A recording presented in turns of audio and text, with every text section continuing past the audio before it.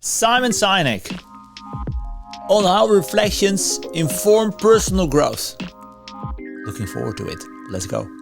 What role has reflection played in shaping your personal growth? The ability to look at oneself critically, to say to oneself, you were good in that situation, you weren't good in that situation, you could have been better in that situation. Not to be overly critical, meaning you're always at fault if something goes badly, or not to be so filled with hubris that you think everything you did was fine and it's always the other.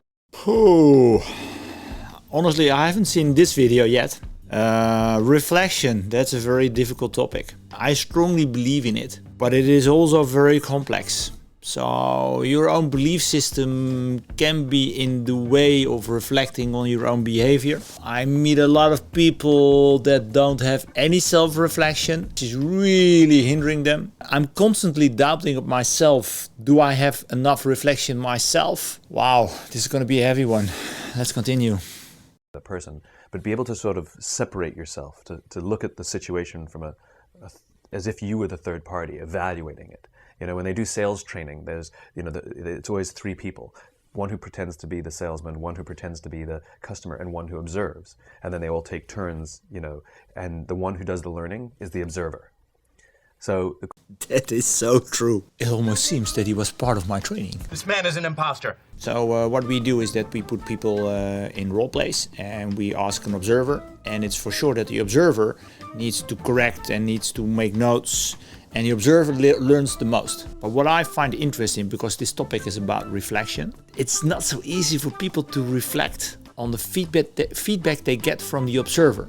It's complicated. It's complicated. Why do we do this video? It's complicated. Interesting. The question is, can you be your own observer? Like, can you replay a situation? And so self-reflection has been huge for me, and I've been huge into it for many, many, many years.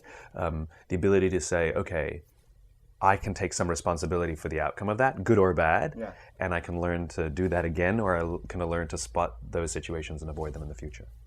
My message to you, do more reflection. When you're in sales, when you go out there, make sure you have some sort of checklist.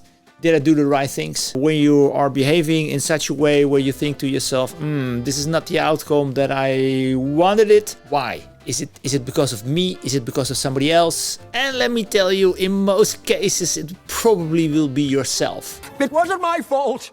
But in order to acknowledge that, it's not so easy, I understand. It's all about self-reflection.